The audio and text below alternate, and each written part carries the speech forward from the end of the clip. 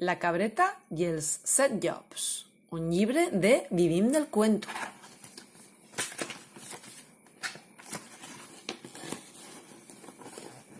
Fa molt i molt de temps, una mare cabreta vivia als afores d'un poblat amb les seves 7 filles. Un bon dia, la mare havia d'anar a comprar al poble i els digué: «Mentre jo sigui fora, no obriu a ningú. Hi ha llops per aquí als voltants i podríeu prendre mal». «Sí, mare», van contestar totes les cabretes alhora. La mare va marxar i les 7 cabretes van quedar-se tranquil·lament dins de casa, jugant, llegint i fent puzzles. Vet aquí que un llop que rondava pels voltants va veure com la mare cabreta marxava cap al poble i va pensar que era molt bona ocasió per fer passar la gana. Així que s'atansà a la caseta de les cabretes i va trucar a la porta.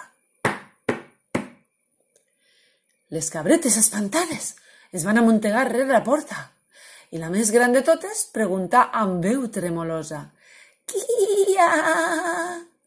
«Soc la mare cabreta, que ja he tornat del poble», va dir el llop amb la seva veuota.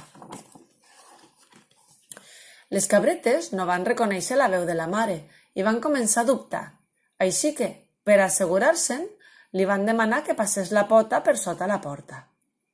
El llop la va passar i les cabretes van veure amb gran esglai una urpa grossa, peluda i fosca, tot al contrari de la poteta fina, delicada i blanca de la seva mare.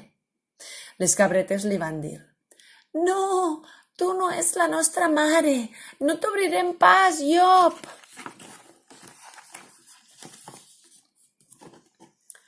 El llop, veient que no les podria enganyar tan fàcilment, va marxar corrents cap a un molí, d'allí a prop. Mentrestant, però, la més petita de les cabretes, que mirava per la finestra i intuïa l'engany del llop, va tenir una pensada. Va reunir totes les seues germanetes i van decidir que si el llop es volia fer passar per cabreta, elles es farien passar per llops i l'escarmentarien amb la seva pròpia medecina. Dit i fet, mentre el llop remenava dins el molí els sacs de farina i s'empolsinava per quedar ben blanc, les cabretes desfeien xocolata.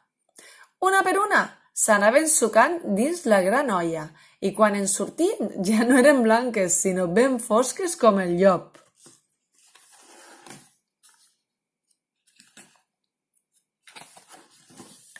Al cap de poc, el llop es va tornar a presentar a casa de les 7 cabretes i va picar a la porta.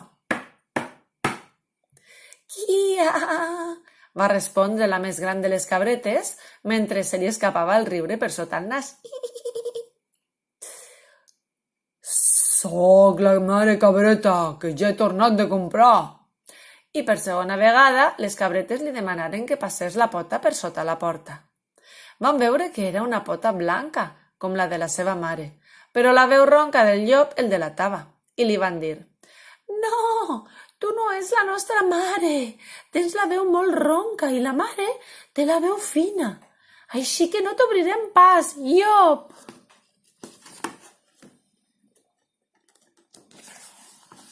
I el llop va haver de marxar de nou, aquest cop cap a la granja del costat, on hi havia gallines. Va entrar al galliner i es va menjar les clares dels ous, perquè diuen que fan la veu fina. Mentrestant, les 7 cabretes també intentaven dissimular la seva veu fina i en comptes de prendre's les clares d'ou es prenien el rovell, que fa justament l'efecte contrari.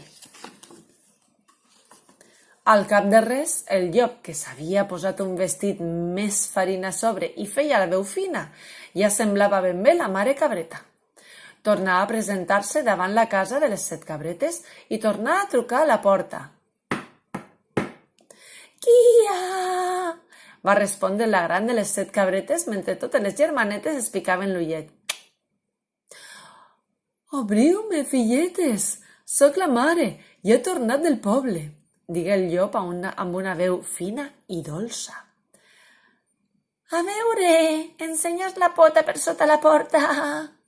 El llop els va ensenyar la pota i realment era ben blanca, com la de la mare cabreta. Així que les 7 cabretes li digueren: «Sí que és la nostra mareta, t'obrirem la porta». El llop es preparà per llançar-se sobre les cabretes i menjar-se-les totes. De cop, la porta es començà a obrir a poc a poc.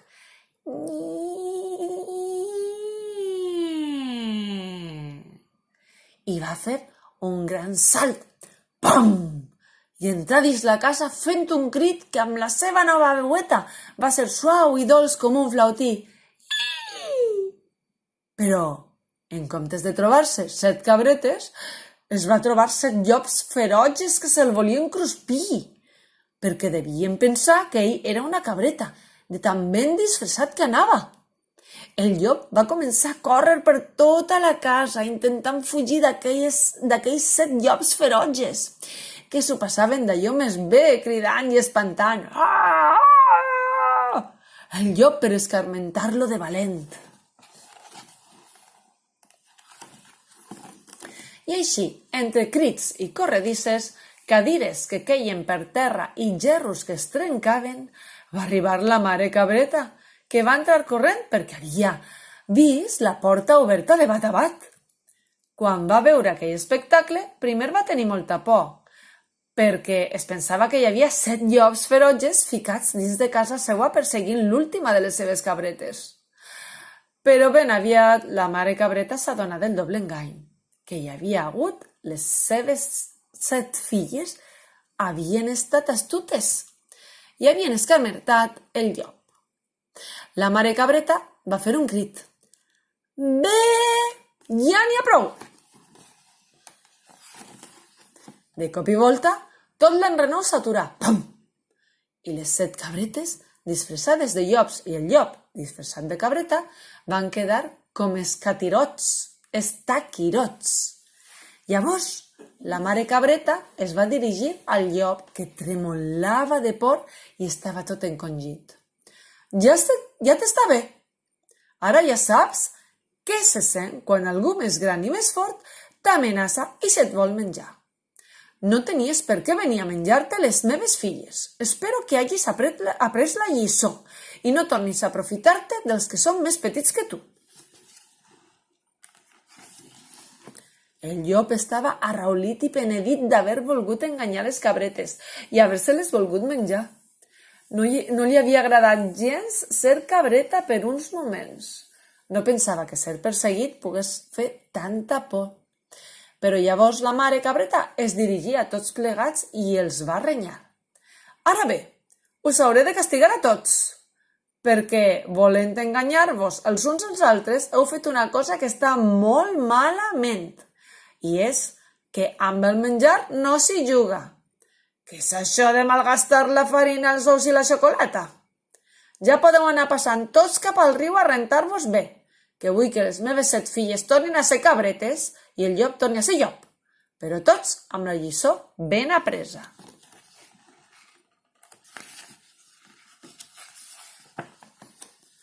Tots van marxar cap al riu a rentar-se.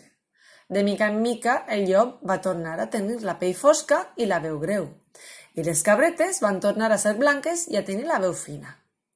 Van tornar a casa tots junts i la mare cabreta va aparèixer amb un fabulós pastís de xocolata a les mans per berenar, perquè aprenguessin que amb ous, farina i xocolata es poden fer coses molt més bones que no pas espantar la gent. I aquest conte s'ha acabat. Fi.